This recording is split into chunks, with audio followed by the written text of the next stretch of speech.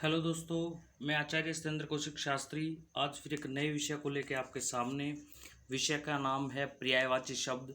दोस्तों, आज हम वो पर्यायवाची शब्द करेंगे जो मोस्ट इम्पोर्टेंट कहलाते हैं, अर्थात ऐसे शब्द जो पर्यायवाची के मोस्ट इम्पोर्टेंट शब्द कहलाते हैं, जो हर एक परीक्षाओं में पूछे जाते हैं। उन्हीं क्वेश्चनों को लेकर आज मैं आपके साथ हूँ, तो चलिए देखते हैं। दोस्तों, सबसे पहला क्वेश्चन हमारा, जैसा कि आपको दिखाई दे रहा है, कि मृगेंद्र का पर्यायवाची शब्द है। यहाँ पे दिया गया है कि मृगेंद्र जो शब्द है उसका पर्यायवाची शब्द कौन सा है। मृगेंद्र का पर्यायवाची शब्द कौन सा है। चार ऑप्शन दिए गए हैं दोस्तों हमें। ऑप्शन ए शार्दुल, ऑप्शन बी अही, ऑप्शन सी हिरन और ऑप्शन डी कुरंग। शार्दुल, अही, हिरन और कुरंग। दोस्तों देखिएगा कौन सा आंसर सही रहेगा आपके अनुसार। कौन सा आंसर आपके अनुसार सही रहेगा चार ऑप्शनों में, जो मृगेंद्र का पर्यायवाची बनने के लायक हो। शार्दुल, अही, हिरन या कुरंग। तो दोस्तों, अगर आप आंसर लगा चुके हो तो मैं आपको बता दूं कि शार्दुल यहाँ पे ऑप्शन ए जो है वो बिल्कुल सही रहेगा। अर्थात शार्दुल मृगेंद्र का पर्यायवाची शब्द होता है। अब चलते हैं दोस्तों क्वेश्चन नंबर 2 की तरफ। क्वेश्चन नंबर 2 हमसे पूछा जा रहा है, सूर्य का पर्याय कौन नहीं है। अर्थात कौन सा ऐसा शब्द है जो सूर्य का पर्यायवाची नहीं है। आदित्य, सुशांशु, दिवाकर या अंशुमाली। इनमें से कौन सा सूर्य का पर्यायवाची शब्द नहीं है। आदित्य है, सुशांशु है, दिवाकर है या फिर अंशुमाली है। जल्दी से दोस्तों, जल्दी से। तो अगर आपका आंसर आपके दिमाग में आ रहा है सुशांशु, तो बिल्कुल सही है, क्योंकि सुशांशु जो शब्द है वो सूर्य के लिए प्रयोग नहीं होता और यही यहाँ पूछा गया था जो सूर्य के लिए पर्याय नहीं बनता। दोस्तों, जब भी आप आंसर दो तो क्वेश्चन को अच्छी तरह ज़रूर पढ़ लीजिए। कई बार तो गलती इस प्रकार से भी हो जाती है कि हम इतना ही पढ़ते हैं सूर्य का पर्याय, अब आगे नहीं देखते कि कौन नहीं है या कौन है, क्या पूछा गया है। तो चलिए दोस्तों नेक्स्ट क्वेश्चन की तरफ चलते हैं। नेक्स्ट क्वेश्चन हमसे पूछा जा रहा है, निम्न में से, अर्थात जो भी शब्द दिए हैं उनमें से कौन सा शब्द रात्रि का पर्यायवाची नहीं है। मैं पहले ही कह रहा था दोस्तों, जो भी यहाँ पे क्वेश्चन दिए गए हैं वो मोस्ट इम्पोर्टेंट है। तो कौन सा शब्द है जो रात्रि का पर्यायवाची नहीं है। आपको बता दूं कि यहाँ पे जो क्वेश्चन दिए गए दोस्तों वो एचटेट, यूपी, राजस्थान, बिहार आदि परीक्षाओं में पहले ही पूछे जा चुके हैं। तो यहाँ पर संशय का कोई भी महत्व बचता ही नहीं है। तो निम्न में से कौन सा शब्द रात्रि का पर्यायवाची नहीं है। तो ऑप्शन ए छपा, ऑप्शन बी शशक, ऑप्शन सी शर्वरी और ऑप्शन डी यामिनी। तो कौन सा शब्द है जो रात्रि का पर्यायवाची नहीं है। रात्रि का पर्यायवाची जो नहीं है, तो देखिए दोस्तों कौन सा होगा आपके अनुसार जो रात्रि का पर्यायवाची नहीं होगा। जल्दी से आप जल्दी जल्दी अपना जो आंसर है वो भी साथ साथ देने की कोशिश कीजिए, ताकि आपको भी पता चलता रहे कि जो आपने आंसर दिया है वो सही है या गलत है। रात्रि का पर्यायवाची आपसे पूछा गया है कि रात्रि का पर्यायवाची कौन सा नहीं है। दोस्तों, मैं आपको बता दूं, अगर आपके माइंड में दिमाग में आंसर आ रहा है बी, तो बिल्कुल सही है। जो शशक है वो रात्रि का पर्यायवाची नहीं होता। शर्वरा, यामिनी और छपा रात्रि को ही कहा जाता है। उसके बाद है क्वेश्चन नंबर 4, अनुपम का पर्यायवाची शब्द है। अनुपम जो शब्द है उसका पर्यायवाची शब्द कौन सा है। अनुपम का पर्यायवाची शब्द कौन सा है। आपने बहुत बार यूज किया होगा अनुपम रचना, अनुपम भेंट। अब ये बताना है कि अनुपम जो शब्द आप यूज करते हो उसका पर्याय होता क्या है, उसका अभिप्राय लगभग क्या होता है। स्वर्गीय, ऑप्शन ए दिया गया है स्वर्गीय, ऑप्शन बी दिया गया है लौकिक, ऑप्शन सी दिया गया है पार्थिव और ऑप्शन डी दिया गया है अद्वितीय। चार ऑप्शन दिए गए हैं, चारों में से एक आपको ढूंढना है जो अनुपम के लिए सही हो। स्वर्गीय, अलौकिक, लौकिक, पार्थिव या अद्वितीय। चार ऑप्शन आपके पास हैं, स्वर्गीय, लौकिक, पार्थिव या अद्वितीय। दोस्तों, यदि आपका दिमाग भी ऑप्शन डी की तरफ जा रहा है तो आपका आंसर बिल्कुल सही है। आप अद्वितीय को ही यहाँ पे टिक मार्क करोगे, क्योंकि अनुपम का अर्थ होता ही अद्वितीय है। जिस प्रकार का पहले कभी ना हुआ हो उसको अद्वितीय कहा जाता है, जिस जैसा अभी तक कोई ना हो और उसी को अनुपम कह दिया जाता है। अभी चलते हैं क्वेश्चन नंबर 5 की तरफ दोस्तों। और क्वेश्चन नंबर 5 हमसे पूछा जाता है कि तरणी का पर्यायवाची शब्द है। तरणी जो शब्द है उसका पर्यायवाची शब्द क्या होगा।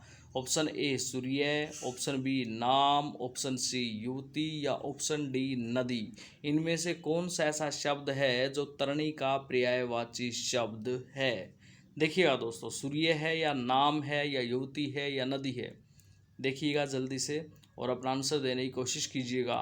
तरणी का पर्यायवाची शब्द है, तरणी का पर्यायवाची शब्द है। तरणी किसके लिए प्रयोग किया जाता है? तो मैं आपको बता दूं दोस्तों, ऑप्शन ए जो सूर्य है वो बिल्कुल सही है। सूर्य को भी तरणी कहा जाता है, सूर्य को भी तरणी कहा जाता है। तो सूर्य जो ऑप्शन है वो बिल्कुल सही है, तरणी का पर्यायवाची। उसके बाद चलते हैं, पुत्री का पर्यायवाची शब्द नहीं है, पुत्री का पर्यायवाची शब्द नहीं है। तो दोस्तों यहाँ पर चार ऑप्शन हैं। ऑप्शन ए में है तनय, ऑप्शन बी में है सुता, ऑप्शन सी में है आत्मजा, ऑप्शन डी में है दुहिता। चार ऑप्शनों में से कोई एक ऑप्शन आपको ढूंढना है जो पुत्री का पर्यायवाची शब्द नहीं है। अर्थात यहाँ पे तीन ऑप्शन पुत्री के लिए आए हैं, एक ऐसा ऑप्शन है जो पुत्री के लिए नहीं है, वो आपको ढूंढना है। दोस्तों मैं आपको बता दूं, अगर आपका आंसर दुहिता, आत्मजा या सुता में से कोई एक है तो बिल्कुल गलत है, क्योंकि पुत्री का पर्यायवाची शब्द सुता भी होता है, आत्मजा भी होता है और दुहिता भी होता है। मगर यहाँ पे जो तनय शब्द है, जो तनय शब्द है वो पुत्री का पर्यायवाची नहीं होता। ओके दोस्तों, अब आगे चलते हैं। कमल का पर्यायवाची नहीं है, अर्थात ऐसा कौन सा शब्द है जो कमल का पर्याय नहीं होता? कमल का पर्याय नहीं होता, ऐसा कौन सा शब्द है? देखिए दोस्तों, ऑप्शन ए में है जलज, ऑप्शन ए में क्या है? जलज। ऑप्शन बी में है अम्बुज, ऑप्शन सी में है मनसिज और ऑप्शन डी में है पंकज। ये चार ऑप्शन आपको दिए गए हैं और कमल का पर्याय जो नहीं है वो पूछा गया है। इन चारों में से जो कमल के लिए प्रयोग नहीं होता वो आपसे पूछा गया है। पंकज के बारे में सभी को पता होगा कि ये कमल का पर्यायवाची होता है, तो ऑप्शन बच गया आपके पास तीन। तो जल्दी से ढूंढिए और बताइए कमल का पर्याय कौन सा नहीं होता, कमल का पर्याय कौन सा नहीं होता। दोस्तों मैं आपको बता दूं, जलज, जलज का अर्थ जल प्लस जल में जन्म लेने वाला, कमल के लिए प्रयोग होता है। अम्बुज, अम्बु प्लस अम्बु भी जल को ही कहा जाता है, अम्बु में जन्म लेने वाला, ये भी कमल के लिए पर्याय होता है। और मनसिज, मनसिज जो कि शब्द है इसका अर्थ है मनस प्लस ज, मन में जन्म लेने वाला, और ये शब्द कामदेव के लिए प्रयोग होता है, तो ये कमल के लिए प्रयोग नहीं होता। अर्थात ऑप्शन सी जो है वो आपके लिए बिल्कुल बेहतर और सही आंसर होगा। अर्थात कमल का पर्यायवाची कौन सा नहीं है? मनसिज। हनुमान शब्द का पर्याय नहीं है, ये रहा सबसे अच्छा क्वेश्चन है आज का।